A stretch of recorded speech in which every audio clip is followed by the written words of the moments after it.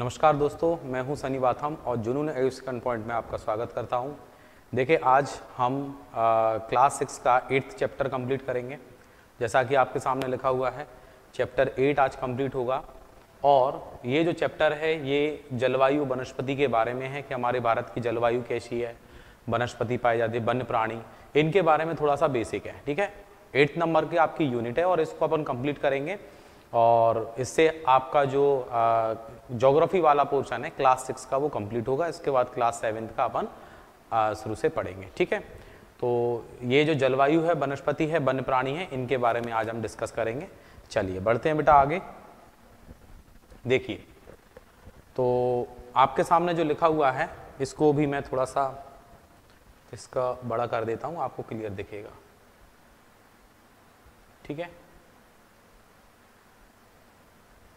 देखिए, जैसा कि आपके सामने लिखा हुआ है कि आप मौसम के बारे में प्रतिदिन समाचार पत्रों में पढ़ती हैं, बिल्कुल पढ़ा जाता है, और टेलीविज़न पर देखते हैं, टेलीविज़न पर भी देखा जाता है कि हाँ भैया हमने कहीं ना कहीं, ठीक है, और दूसरों को इस संबंध के बारे में बताते हैं। आप जानते हैं कि मौसम वायुमंडल में प्रतिदिन होने वाले परिवर्तन जो होते हैं मौसम में, ठीक है,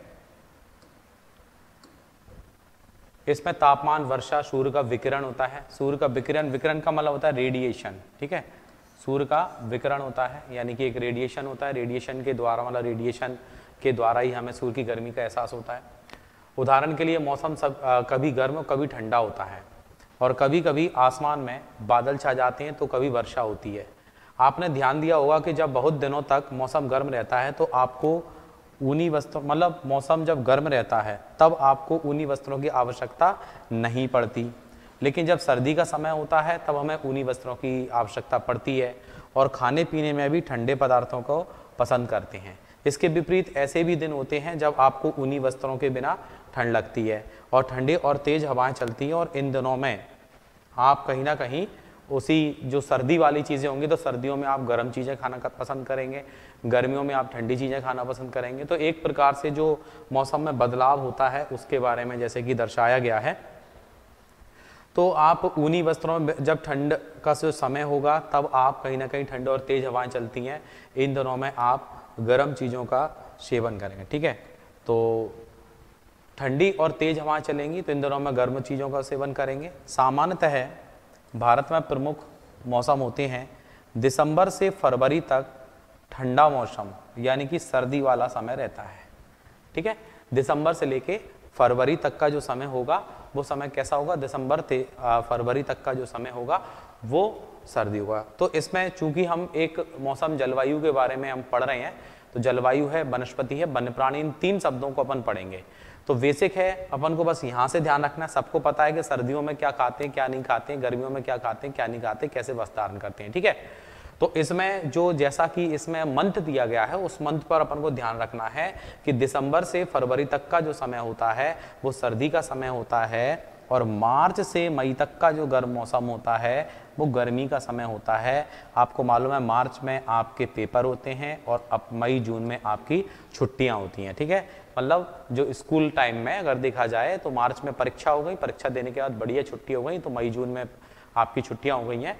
तो कहीं ना कहीं मार्च से मई तक गर्म मौसम यानी गर्मी का समय रहता है। जून से सितंबर तक दक्षिण पश्चिम मानसून का मौसम वर्षा वाला रहता है, क्योंकि जून में मानसून आ जाता है तो जून से बारिश की शुरुआत हो जाती है। तो जून से लेके सितंबर तक दक्षिण पश्चिम मानसून में कहीं ना कहीं बारिश के आसार रहते हैं, और अक्टूबर और नवंबर में मानसून के लौटने का मौसम होता है। और जब अक्टूबर और नवंबर में जब मानसून लौटता है तो उसे कहीं ना कहीं एक शरद ऋतु के रूप में भी जाना जाता है। ठीक है, तो इस तरीके से कहीं ना कहीं पॉइंट जो है इसमें इस पेज में बस ये वाले पॉइंट हैं जिनको आपको ध्यान रखना है। ठीक है, दिसंबर से फरवरी तक का समय ठंडा मौसम होगा, और वैसे भी आपको पता है दिसंबर में 25 दिसंबर को क्रिसमस डे होता है, और क्रिसमस डे आपने देखा होगा तो क्रिसमस डे जो होता है वो सर्दियों में मनाया जाता है। तो दिसंबर से फरवरी अपन को याद रखना है। मार्च से मई तक का समय होगा, और मार्च से अपन मामा याद कर सकते हैं कि माह से मार्च हो गया, माह से मई हो गया। बोले गर्मियों की छुट्टियों में हम कहाँ जाते थे बचपन में, बोले मामा के यहाँ जाते थे, ठीक है। जून से सितंबर का जो समय होगा वो दक्षिण पश्चिम मानसून का यानी वर्षा वाला समय होगा। जून में मानसून आ जाता है, तो इस तरीके से सितंबर तक अपन को याद रखेंगे। और वैसे भी आप जून जब लिखोगे तो 6 नंबर का जो मंथ होता है वो जून होता है, और जब आप 6 को पलट देंगे तो वो 9 हो जाएगा, ठीक है। तो इस तरीके से भी आप कहीं ना कहीं ये ध्यान दे सकते हैं, ठीक है। अब हम आगे बढ़ते हैं, फिर लिखा हुआ है इसमें मानसून का लौटने का जो समय होगा अक्टूबर और नवंबर में, ठीक है। तो अक्टूबर नवंबर में मानसून लौट जाएगा। नेक्स्ट देखते हैं शीत ऋतु, ग्रीष्म ऋतु और दक्षिण पश्चिम मानसून या वर्षा का मौसम। तो लिखा हुआ है भैया शीत ऋतु। शीत ऋतु की बात करें तो बोले ठंडे मौसम में सूर्य की सीधी किरणें नहीं पड़ती, जिसके परिणाम स्वरूप उत्तर भारत का तापमान कम होता है। आपको पता है जिस जगह सूर्य की किरणें सीधी पड़ेंगी वहां पर सर्दी ज्यादा होगी, और जहां पर सूर्य की किरणें तिरछी पड़ेंगी वहां पर सूर्य की किरणें सीधी पड़ेंगी वहां पर गर्मी होगी, और जहां पर सूर्य की किरणें तिरछी पड़ेंगी वहां पर इतना तापमान नहीं होगा। तो कहने का मतलब यह है कि पृथ्वी का अपने अक्ष पर झुके होने के कारण ही मौसम परिवर्तन होता है, ये सबको पता है। तो कहीं ना कहीं लिखा हुआ है कि सूर्य की सीधी किरणें नहीं पड़ती हैं, जिसके परिणाम स्वरूप उत्तर भारत का तापमान कम होता है। तो अगर ऐसा क्वेश्चन करते हैं कि शीत ऋतु क्यों पड़ती है, इसका कारण ही क्या है कि शीत ऋतु पड़ती है, तो शीत ऋतु पड़ने का कारण यह है कि सूर्य की रोशनी, सूर्य की जो किरणें हैं वो सीधी नहीं पड़ती, तिरछी पड़ती हैं, इसलिए वो शीत ऋतु का समय होता है। फिर लिखा हुआ है ग्रीष्म ऋतु। तो लिखा हुआ है गर्मी के मौसम में सूर्य की किरणें अधिकतर सीधी पड़ती हैं, ठीक है, इसलिए तापमान में वृद्धि होती है, तापमान बहुत अधिक हो जाता है, और दिन के समय गर्म एवं शुष्क पवन चलती है, जिसे लू भी कहा जाता है, ठीक है। तो शुष्क पवन चलती है यानी सूखी, उसमें कोई मॉइस्चर नहीं रहता, कोई नमी नहीं रहती, गर्म हवा चलती है, तो अपन क्या बोल देते हैं भैया, लू चल रही है। तो उसके लिए अपन एक नाम दे देते हैं कि भैया लू कहा जाता है, ठीक है। दक्षिण पश्चिम मानसून या वर्षा का मौसम। दक्षिण पश्चिम मानसून या जो वर्षा का मौसम होगा उसके बारे में, जिस शीत ऋतु, ग्रीष्म ऋतु और दक्षिण पश्चिम, देखो मई, मार्च से लेके मई तक अपन ने ग्रीष्म ऋतु पढ़ लिया है, शीत ऋतु में दिसंबर है, दिसंबर से फरवरी पढ़ लिया है, और मानसून वाला जो समय होगा वो आपको पता है जून से लेके सितंबर तक का समय होगा। तो ये 3 पॉइंट आप हमेशा याद रखना बुक के अकॉर्डिंग, ठीक है। यह मानसून के आने तथा आगे बढ़ने का मौसम है, और इस समय में पवन जो है बंगाल की खाड़ी, बे ऑफ बंगाल, बंगाल की खाड़ी और अरब सागर से स्थल की ओर बहती हैं, ठीक है, और अपने साथ नमी भी लाती हैं। जब ये पवन पहाड़ों से टकराती हैं तब वर्षा होती है। इस चीज की पूरी व्याख्या अपन आने वाली क्लास में पढ़ेंगे, पूरा मैप के अकॉर्डिंग पढ़ेंगे कि बारिश उठती है, बारिश होती है तो बारिश किस तरीके से मौसम में परिवर्तन होता है, ग्रीष्म ऋतु कब होती है, शीत ऋतु कब होती है। एक पूरा जब अपन मैप देखेंगे तो मैप से आपको पूरा समझ में आएगा, कोई दिक्कत वाली बात नहीं है। उसकी डेट भी आएगी कि किस डेट को किस क्षेत्र में कहां पर मानसून आता है, ठीक है। तो यहां तक का ये है कि ये 3 पॉइंट है, और आपको मालूम है कि पश्चिम बंगाल वाला क्षेत्र है और अरब सागर वाला क्षेत्र, Arabian Sea, Bay of Bengal, यहाँ से कहीं ना कहीं मानसून बनता है और हमें कहीं ना कहीं बारिश का जल मिलता है। तो मानसून बनने का ये कहीं ना कहीं तब बारिश होगी जब पहाड़ों से वो टकराएंगे। नेक्स्ट देखते हैं मानसून के लौटने का मौसम या शरद ऋतु। इस समय पवन स्थल भागों से लौटकर बंगाल की खाड़ी की ओर बहती है, ठीक है। जो शरद ऋतु होती है ना, तो वो क्या होता है, मौसम वापस लौट रहा होता है। इस समय पवन स्थल भागों से लौटकर बंगाल की खाड़ी की ओर बहती है, और यह मानसून के लौटने का मौसम होता है। भारत के दक्षिण भागों में विशेषकर तमिलनाडु तक, आंध्र प्रदेश में इस मौसम में वर्षा होती है। यानी जब मौसम लौटता है तो किन राज्यों में वर्षा होती है, एक हो गया आपका तमिलनाडु और दूसरा हो गया आपका आंध्र प्रदेश। ये तमिलनाडु और आंध्र प्रदेश की पोजीशन आपको पता है, बिल्कुल साउथ में जाएंगे तो तमिलनाडु, तमिलनाडु से थोड़ा सा राइट साइड में जाएंगे तो आंध्र प्रदेश, ठीक है। फिर लिखा हुआ है किसी स्थान पर अनेक वर्षा मापी जाती है। मौसम की औसत दशा को जलवायु कहते हैं, यानी औसतन कैसा मौसम रहता है, ज्यादातर मौसम कैसा रहता है। अपने यहाँ गर्म मौसम ज्यादातर रहता है या ठंडा मौसम ज्यादातर रहता है, जहां तक है अपने क्षेत्र में ज्यादातर गर्म मौसम रहता है, तो उसको अपन हमारी जलवायु कैसी है, उष्ण कटिबंधीय जलवायु है, यानी गर्म जलवायु अपन बोल सकते हैं, ठीक है। भारत की जलवायु को मोटे तौर पर मानसूनी जलवायु भी कहा गया है। मानसूनी जलवायु भी कहा गया है। क्यों? क्योंकि मानसून पर आधारित रहता है। बारिश हो गई तो गर्मी है, बारिश नहीं हो सॉरी बारिश हो गई तो थोड़ा ठंडक हो जाएगी, सर्दी है, और बारिश नहीं होती है तो गर्मी है। तो स्वाभाविक है मानसूनी जलवायु भी कहा जाता है, क्योंकि मानसून पर डिपेंड करते हैं। मानसून शब्द अरबी भाषा के मौसम से मिला हुआ है, जिसका अर्थ होता है मौसम। ठीक है, अरबी भाषा का ये शब्द है जिसको अपन मौसम कहते हैं। भारत की स्थिति उष्ण कटिबंधीय, मैंने अभी आपको बताया था उष्ण, उष्ण का मतलब बेटा वार्म यानी गर्म होता है। उष्ण कटिबंध में होने के कारण अधिकतर वर्षा मानसूनी पवन से होती है। भारत में कृषि वर्षा पर निर्भर है, और अच्छे मानसून का मतलब है कि पर्याप्त वर्षा और प्रचुर मात्रा में फसलों का उत्पादन। अच्छी वर्षा का मतलब यही होगा कि पर्याप्त मात्रा में हमें जल मिल जाए और पर्याप्त मात्रा में कहीं ना कहीं हमारी फसलों का उत्पादन अच्छे से हो सके। तो ये जो पॉइंट्स हैं इनको आप थोड़ा सा ध्यान रखेंगे कि जब पवन स्थल भागों से लौटकर जाता है तो बंगाल की खाड़ी की ओर बहने लगता है, और मानसून के लौटने का मौसम होता है। तो दो राज्य जब होते हैं मानसून के लौटते समय, तमिलनाडु, आंध्र प्रदेश, इन दो राज्यों में विशेषकर बारिश का आसार होते हैं। दूसरा, हमारी जो जलवायु है कैसी है, मानसूनी जलवायु है, और अरबी भाषा के मौसम शब्द से ये लिया गया है, और मौसम का कहीं ना कहीं अर्थ मौसम होता है, जिससे अपन अगर मौसम बोल रहे हैं तो कहीं ना कहीं हम अरबी भाषा का प्रयोग कर रहे हैं। ठीक है, उष्ण कटिबंध हमारी जलवायु एक तरीके से, और अधिकतर वर्षा मानसूनी पवन से होती है, और भारत में कृषि जो है वो वर्षा पर निर्भर करती है। ठीक है, नेक्स्ट देखते हैं। किसी स्थान की जलवायु उसकी स्थिति, ऊंचाई और समुद्र से दूरी पर डिपेंड करती है कि किसी भी स्थान की जलवायु कैसी होनी चाहिए। तो या तो उसकी स्थिति, भैया उसकी स्थिति कैसी है, समुद्र के बीच है, ठीक है, और उच्चावच पर निर्भर होगी। इसलिए हमें भारत की जलवायु में क्षेत्रीय विभिन्नता का अनुभव होता है, यानी भारत के अलग अलग क्षेत्रों में अलग अलग जलवायु अपन बोल सकते हैं। राजस्थान के मरुस्थल में स्थित जैसलमेर और बीकानेर बहुत गर्म होते हैं। बीकानेर और जैसलमेर का नाम सुना होगा, जैसलमेर राजस्थान, बीकानेर राजस्थान, यहाँ पर कहीं ना कहीं बहुत गर्म होता है। जबकि जम्मू तथा कश्मीर में, ठीक है, द्रास और कारगिल में बर्फीली ठंड पड़ती है। ठीक है, तो कहीं ना कहीं बर्फीली ठंड वहां पर पड़ती है। तटीय क्षेत्र जैसे कि मुंबई, कलकत्ता की जो जलवायु होती है वो मध्यम होती है। मुंबई की और कलकत्ता की जलवायु कैसी है, मध्यम है। वे ना ही अधिक गर्म है और ना ही अधिक ठंडे हैं। समुद्र तट पर होने के कारण स्थान बहुत अधिक आर्द्र है, यानी कि नमी युक्त है। और विश्व में सबसे अधिक वर्षा वाला स्थान मेघालय में स्थित मासिनराम। ठीक है, मासिनराम जो है सबसे अधिक वर्षा वाला स्थान है पूरे विश्व के अंदर। जबकि किसी किसी वर्ष राजस्थान के जैसलमेर में भी वर्षा होती ही नहीं है। ठीक है, तो कहीं पर जरूरत से ज्यादा होती है, कहीं पर होती ही नहीं है।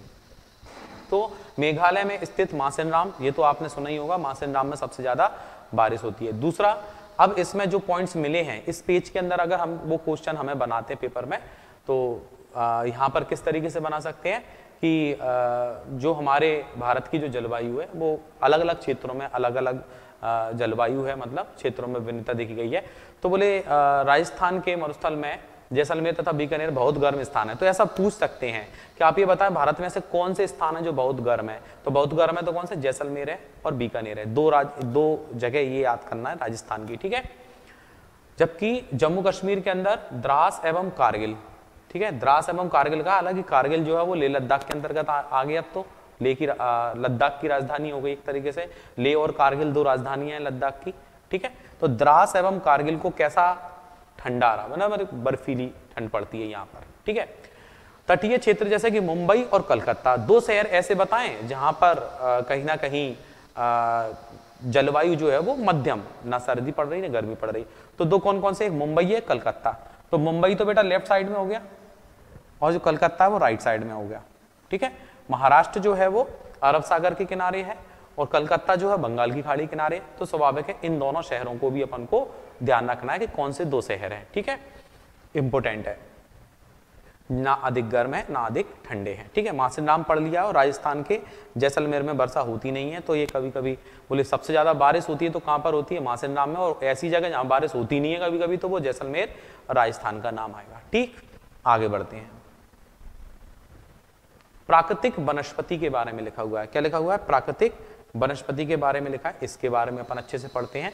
जैसा कि लिखा हुआ है, प्राकृतिक वनस्पति। तो ये जो प्राकृतिक वनस्पति है इसके बारे में अगर देखें तो हम अपने चारों तरफ विभिन्न प्रकार के पादप जीवन देखते हैं, यानी कि पौधों के में जीवन होता है। पादप का मतलब बॉटनी होता है, ठीक है, यानी कि वनस्पति होता है, ठीक है। हरे घास वाले मैदान में खेलना कितना अच्छा लगता है। और कुछ पौधे छोटे होते हैं जिन्हें झाड़ी कहा जाता है, बिल्कुल, ठीक है। इनकी भी एक हाइट होती है, इमेज में सारी चीजें क्लियर होंगी। जैसे कैक्टस है, फूलों वाले पौधे हैं। और इसके अतिरिक्त बहुत से लंबे वृक्ष होते हैं, उनमें कुछ में बहुत शाखाएं होती हैं तथा पत्तियां होती हैं। जैसे नीम, आम के वृक्ष हैं, ठीक है, जिनमें पत्तियों की मात्रा बहुत अधिक होती है। जैसे नारियल, ठीक है। घास, झाड़ियां और पौधे जो बिना मनुष्य की सहायता से उपजते हैं उन्हें प्राकृतिक वनस्पति कहते हैं, क्योंकि वो प्राकृतिक रूप से वो वृक्ष लगते हैं, ठीक है। क्या आप कभी यह नहीं सोचते कि ये एक दूसरे से किस प्रकार से भिन्न है? तो सही बात है, ये कहीं ना कहीं सबसे ज्यादा इनमें अंतर होगा हाइट की वजह से। कुछ पौधे ऐसे होंगे जो उनकी हाइट बहुत कम होगी, कुछ पौधे ऐसे होंगे उनकी हाइट बहुत ज्यादा होगी, कुछ पौधे ऐसे होंगे उनकी पत्तियां अलग होंगी, उनके फल अलग होंगे, फूल अलग होंगे। इस तरीके से अपन इनका अंतर समझ सकते हैं, ठीक है।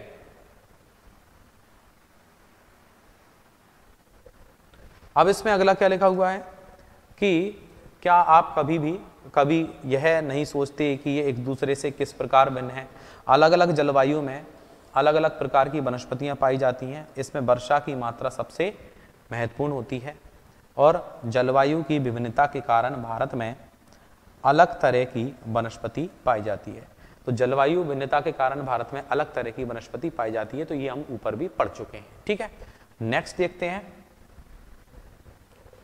वनों से हमें ईंधन, लकड़ी, चारा, जड़ी बूटियां, लाख, शहद, गोंद इत्यादि चीजें प्राप्त होती हैं। काफी सारी चीजें हमें वनों से प्राप्त होती हैं। वन्य जीवों के प्राकृतिक निवास हैं।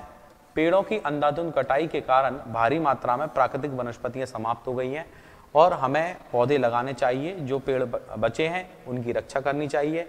लोगों को पेड़ों के महत्व के बारे में बताना चाहिए और हम लोग कुछ खास आयोजन से वन महोत्सव मनाकर अधिक से अधिक लोगों को एक प्रयास मतलब इस प्रयास में शामिल कर सकते हैं और पृथ्वी को हरा भरा रख सकते हैं। वन महोत्सव मनाया जाता है बेटा 1 जुलाई से 7 जुलाई, ठीक है। 1 जुलाई से 7 जुलाई को हम वन महोत्सव मनाते हैं, ये आपको पता होना चाहिए, ठीक है। वन महोत्सव 1 जुलाई से 7 जुलाई तक मनाया जाता है, ठीक है। यहां तक का क्लियर हुआ। आगे बढ़ते हैं।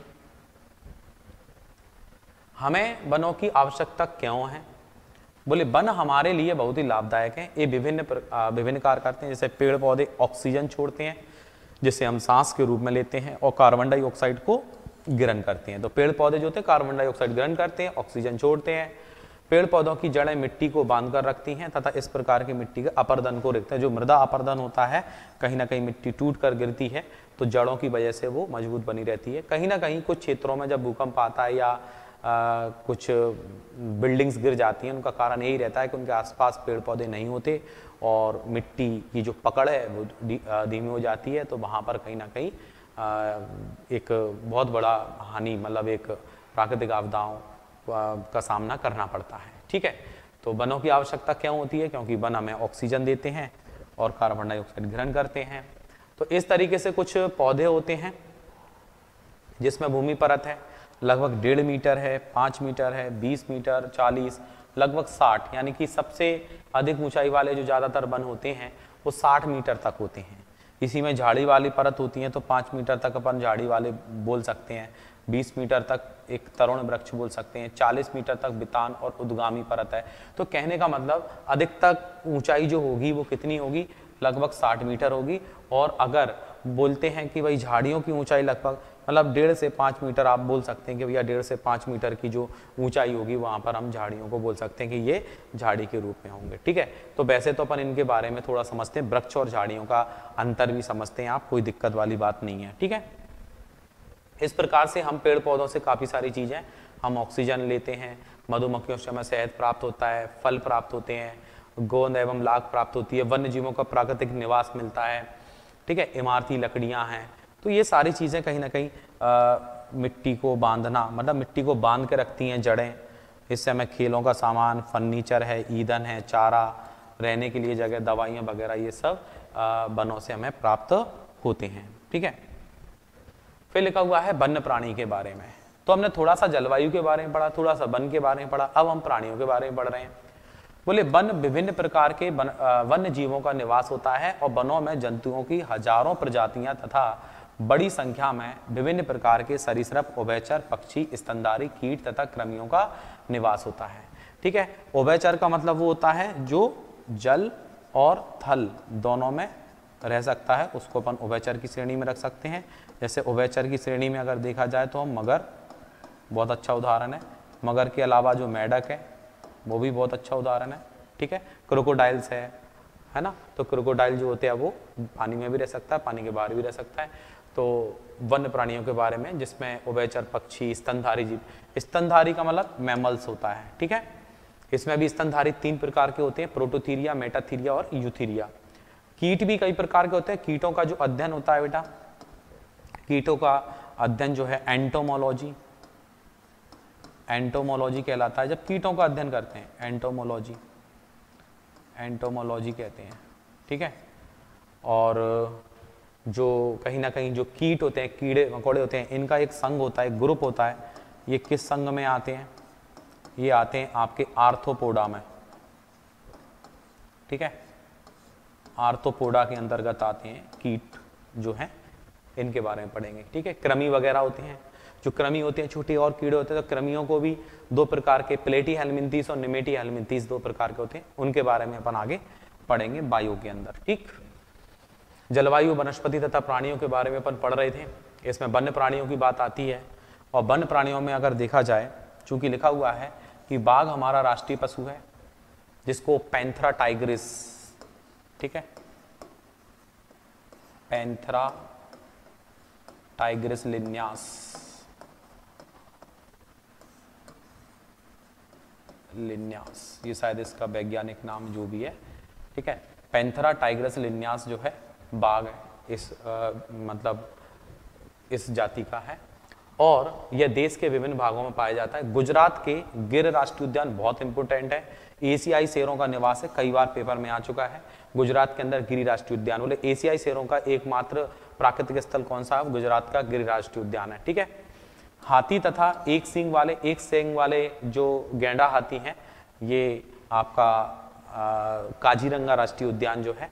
ठीक है, काजीरंगा राष्ट्रीय उद्यान आपने नाम सुना होगा, काजीरंगा राष्ट्रीय उद्यान है। वहां पर एक सींग वाले राइनोसारस गैंडे पाए जाते हैं, असम के जंगलों में घूमते हैं।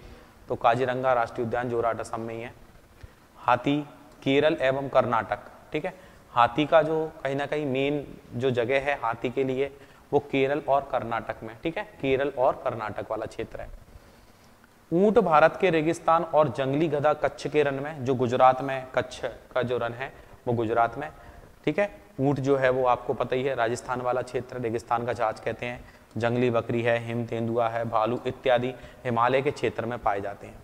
इनके अतिरिक्त बहुत से दूसरे जानवर जैसे कि बंदर है, सियार है, भेड़िया है, ये तो हमें जंगल में कहीं भी मिल जाते हैं, चीतल है इत्यादि हमारे देश में पाए जाते हैं। तो इस प्रकार के जीव जंतु हैं ही।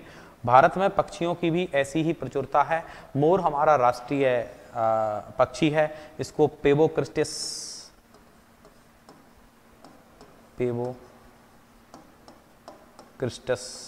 शब्द का इस्तेमाल किया जाता है। ठीक है, इसकी जो प्रजाति है पेवोक्रिस्टिस जो है वो राष्ट्रीय पक्षी हमारा मोर है। भारत में पक्षी तोता, मैना, कबूतर, बुलबुल, बतख इत्यादि और अन्य बहुत सारे राष्ट्रीय पक्षी उद्यान भी हैं। जैसे कि आपने केवलादेव घाना पक्षी अभ्यारण्य सुना होगा भरतपुर राजस्थान में, जो पक्षी के लिए जाना जाता है स्पेशली। ठीक है, केवलादेव घाना पक्षी अभ्यारण्य पक्षियों को उनके प्राकृतिक निवास प्रदान करते हैं और उद्यान शिकारियों से पक्षियों की रक्षा करते हैं।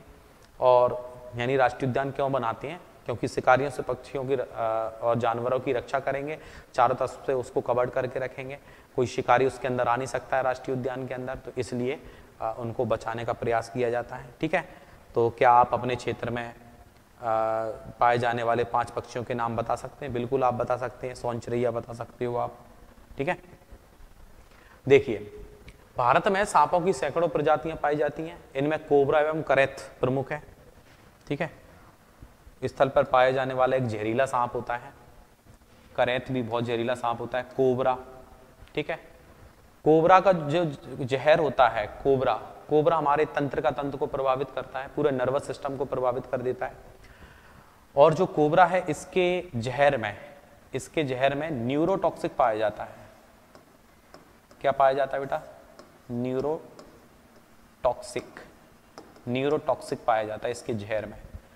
एक होता है इसमें वाइपर अगर आपने सुना होगा, वाइपर हमारे यहाँ बहुत कम पाया जाता है। वाइपर के जहर में हीमोटॉक्सिक पाया जाता है, तो कोबरा के जहर में क्या पाया जाता है? न्यूरोटॉक्सिक, ठीक है, जो एक हमारे नर्वस सिस्टम को तंत्र को प्रभावित कर देता है ये। और कोबरा जो होता है एक घोंसले में रहता है, मतलब एक ऐसी जगह पर रहता है, पेड़ में कचरा इकट्ठा करके घोंसला टाइप का बना देता है, उसमें ये रहता है, ठीक है। कोबरा बहुत जहरीला सांप है। वनों के कटने तथा जानवरों के शिकार के कारण भारत में पाए जाने वाले वन्य जीवों की प्रजातियां तेजी से घट रही हैं, बिल्कुल, और बहुत सी प्रजातियां तो समाप्त भी हो चुकी हैं।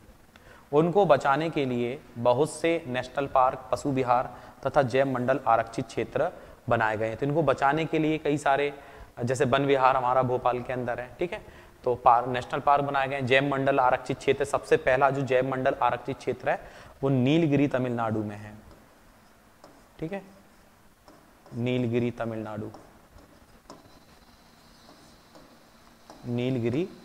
तमिलनाडु में जैव आरक्षित क्षेत्र या जैव मंडल सबसे पहला बना था। बायोस्फीयर रिजर्व भी बोल सकते हैं हम, जो नीलगिरी तमिलनाडु में। सरकार ने हाथियों तथा बाघों को बचाने के लिए बाघ परियोजना टाइगर प्रोजेक्ट की शुरुआत करी थी। इंडिया में टाइगर प्रोजेक्ट शुरू हुआ था 1973 में, ठीक है। और हस्ती परियोजना, हाथी परियोजना, एलिफेंट प्रोजेक्ट है, और एलिफेंट प्रोजेक्ट शुरू हुआ था 1992 में, ठीक है, 1992 में। जैसी परियोजनाओं को शुरू किया गया। क्या आप भारत के कुछ पशु विहारों के नाम या मानचित्र उनकी स्थिति बता सकते हैं? बिल्कुल बता सकते हैं। हम अलग अलग राज्यों के राष्ट्रीय उद्यान वगैरह ये सब पढ़ते हैं और पढ़ेंगे तो और क्लियर होगा, ठीक है। तो यहाँ तक का जो मैंने आपको बताया ये चीज़ें नोट कर लेना, जिन लोगों को ये पॉइंट्स नहीं पता हो वो जरूर नोट कर लेना अच्छे से, ठीक है। चलिए आगे बढ़ते हैं। इस प्रकार के जीव जंतु हैं, बाघ है, ठीक है, हिरन है, हाथी हैं, ठीक है, राइनोसॉरस है। तो विभिन्न प्रकार के जीव जंतु पाए जाते हैं हमारे भारत में भी।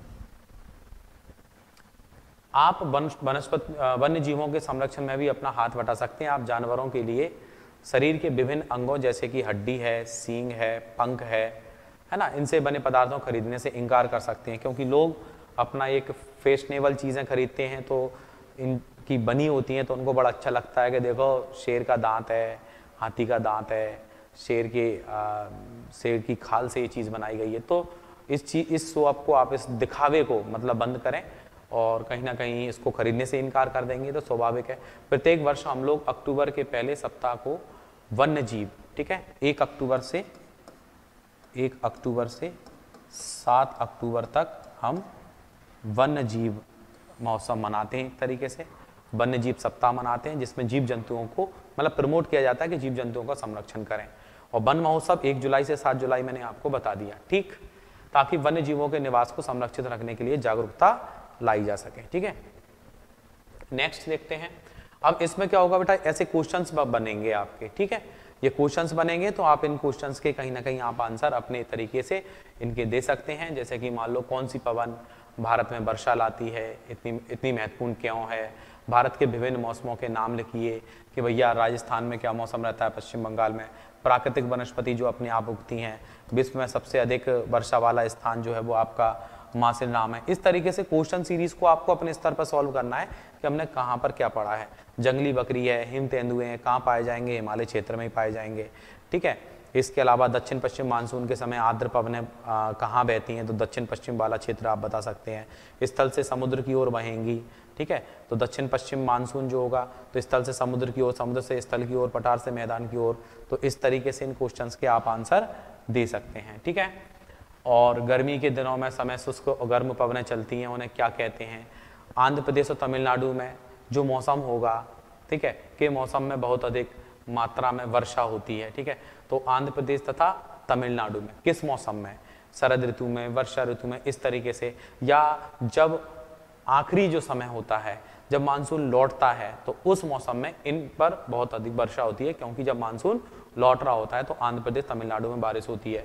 ठीक, गुजरात के जो गिर राष्ट्रीय उद्यान जो वन है ना, गुजरात के गिरी के जो वन है उनमें क्या है, एशियाई शेर निवास करते हैं। तो इस तरीके से क्वेश्चंस बनेंगे, उनके आप आंसर अपने स्तर पर दे सकते हैं। ठीक है, तो चूंकि कुछ तो मिला ही होगा आपको, कुछ ना कुछ टॉपिक्स मिल जाते हैं, कुछ ना कुछ पॉइंट मिल जाते हैं। हम एक तरफ से सारे चैप्टर कंप्लीट करते जा रहे हैं। ध्यान रहे जिनको एक बहुत अच्छे लेवल का एग्जाम क्वालिफाई करना है, चाहे वो MPPSC हो चाहे UPSC हो, तो उसने अगर इन चीज़ों को पढ़ लिया और इनको अगर एक बार वो झेल गया, ये मान के चलो, तो ऐसा कोई एग्जाम नहीं है जो वो नहीं निकाल सकता है बंदा। ठीक है, आपकी मेहनत पर डिपेंड करता है। थोड़ा थोड़ा रोज पढ़ो, जो भी वीडियोस हैं आप रोज उनको देखें, खुद के नोट्स बनाएं, और आपके पास बुक है, सब कुछ है आपके पास, बस मेन है मेहनत करना है, अपने समय को बचा के चलना है। कुछ लोग ये बोलते हैं इनको कितना समय लगेगा, इसको पढ़ने कितना समय लगेगा। समय को मत देखो, आप अपने समय का सदुपयोग करें, ज़्यादा से ज़्यादा कोशिश करें कि आपका समय पढ़ाई में ही निकले, और आप अपने आप को चेक करते रहें कि 24 घंटे में आपने अपनी पढ़ाई को कितना समय दिया है। अगर आप 8 से 10 घंटे मिनिमम दे पा रहे हो तो ये समझ लो आपको सक्सेस होने से कोई नहीं रोक पाएगा। और अगर आप नॉर्मली 1 आध 2 घंटे पढ़ लेते हो, 3 घंटे पढ़ लेते हो, तो आपको सिलेक्शन कोई भी नहीं दिला सकता है। ठीक है, तो मेहनत करें, बढ़िया अच्छे से पढ़ते रहें और आगे बढ़ते रहें, है ना। मिलते हैं नेक्स्ट वीडियो में। आज आपका ये पूरा क्लास 6 का हमने कंप्लीट किया है। इसमें लगभग आपके 9 to 10 लेक्चर हो चुके हैं। तो स्वाभाविक है अगर आपने 10 दिन के अंदर, यानी 10 घंटे के अंदर, है ना, 10-11 घंटे के अंदर 10 टॉपिक में 10 दिन मान लो आप, 10 दिन में आपने ये एक पूरा कंप्लीट किया है 6 का। ऐसे 7th का देखेंगे, 8th का देखेंगे, चैप्टर बड़ा होगा उसमें 2 दिन देंगे। और हमें बिल्कुल स्लो भी नहीं चलना है और बहुत ज़्यादा फास्ट भी नहीं चलना है। ठीक है, एक नॉर्मल स्पीड लेके चलना पड़ेगा। ज़्यादा स्लो जाएंगे तो फिर आपका मटेरियल भी कम होगा और फिर आपको लगेगा यार पता नहीं कब कंप्लीट होगा। जब कंप्लीट होना होगा तब हो जाएगा। बस रेगुलर क्लास मिल रही है, आप उनको अटेंड करें। और अपने दोस्तों को भी आप बता सकते हैं, यार शेयर तो कर दिया करो, बता दिया करो, भाई मैं तो NCERT पढ़ रहा हूँ, आप भी पढ़ लो अगर आपको समय मिले तो। सजेस्ट कर सकते हो, किसी पर दबाव नहीं बना सकते हो। ठीक है, बाकी का हम ये क्यों पढ़ा रहे हैं, किस लिए पढ़ा रहे हैं, हम इसलिए पढ़ा रहे हैं कि कहीं ना कहीं ज़्यादा से ज़्यादा स्टूडेंट हमसे जुड़ें और उसका लाभ लें। आप ऐसा समय है, बढ़िया पढ़ें, कोई दिक्कत नहीं है। कई बार क्या होता है, जब फ्री में हमें ज्ञान मिलता है ना तो हम उसकी कदर नहीं करते, ये भी होता है ऐसा। लेकिन ऐसा कुछ नहीं है। मेन है सीखने की एक हमारे अंदर एक चाहत होनी चाहिए कि हमें सीखना है, हमें पढ़ना है, चाहे वो आपको ज़्यादा इन्वेस्टमेंट करके मिले, चाहे आपको फ्री में मिले, या जो भी है। तो वो आप उसकी कदर करें जो आपको मिल रहा है, क्योंकि आज मिल रहा है, कल की गारंटी नहीं कल मिलेगा कि नहीं मिलेगा। तो आज मिल रहा है ना, तो आज उसको अच्छे से गेन करो, उसका सदुपयोग करो, बढ़िया फ़ायदा लो। और हो सकता है आप इतना सीख जाओ, आप खुद से भी फिर चीज़ों को करने लगोगे। तो मैंने शुरुआत करने की, शुरुआत मैंने करा दी आपको, अब उसका आप एहसान माने ना माने वो बात की बात है, लेकिन कहीं ना कहीं आपको वहाँ तक पहुँचा दूंगा कि आपको खुद अपने आप में लगने लगेगा कि हाँ यार चीज़ बढ़िया है और मुझे इस पर कमांड करनी है, और इस पर कमांड कर ली तो मुझे कहीं ना कहीं बहुत बेनिफिट मिलेगा। चीज़ ऐसी पढ़नी पड़ेगी जो दूसरे लोग नहीं पढ़ते हैं, और चीज़ें दूसरों से ज़्यादा पढ़नी पड़ेंगी। जब दूसरों से आप ज़्यादा मटेरियल पढ़ोगे और ज़्यादा से ज़्यादा कुछ हटके, कुछ डिफिकल्ट चीज़ों को भी क्लियर करोगे तो आपको बेनिफिट मिलेगा। क्योंकि हर कोई चाहता है उसको सारी चीज़ें आसान वाली, आसानी से जो चीज़ें समझ में आए ना वो कर ले। पर कुछ चीज़ें ऐसी भी होंगी जो डिफिकल्ट होंगी, तो उनको भी करना पड़ेगा। उनको करेंगे तभी अपन औरों से आगे बढ़ पाएंगे। आप ये देखो सबकी सोच कैसी होती है, ज़्यादातर सबकी सोच होगी 90% लोग यही चाहेंगे कि बढ़िया आसानी वाली चीज़ें मिल जाए, लेकिन 10% ये चाहेंगे कि नहीं यार ये तो सब पढ़ते हैं, अपन को ये भी पढ़ना चाहिए। तो तब जाके वो 10% लोग जो है ना वही सिलेक्शन ज़्यादातर लेते हैं, 90% का नहीं हो पाता। क्योंकि नॉर्मल चीज़ें जो हर कोई पढ़ रहा है उसमें कंपटीशन नहीं है। जो कुछ टिपिकल चीज़ों को समय दे रहा है और उनको बहुत मेहनत से तैयार कर रहा है, उसे पता है कि मुझे इस चीज़ को तैयार करने में कितनी मेहनत लगी है, तो वो इतनी मेहनत हर कोई नहीं करेगा। मुझे करना है और मैं कर लूँगा, है ना। तो मिलते हैं नेक्स्ट वीडियो में। बाकी का आप ज़रूर रेगुलर बने रहें और हर एक वीडियो देखें और वीडियो को शेयर ज़रूर कर दिया करें। और मैंने वैसे भी हर वीडियो पर आपको पूरी एक जो प्लेलिस्ट है इसकी NCERT की वो आपको मिलेगी। जैसे अगर कोई वीडियो छूट भी जाती है तो आप उस प्लेलिस्ट में लास्ट में जो वीडियो कंप्लीट होती है तो उसमें प्लेलिस्ट आती है, प्लेलिस्ट पे आप क्लिक करेंगे, सारी वीडियो आपको एक बार में ही मिल जाएंगी। ठीक है भाई, मिलते हैं अगली वीडियो में। बहुत बहुत धन्यवाद, शुक्रिया, जय हिंद।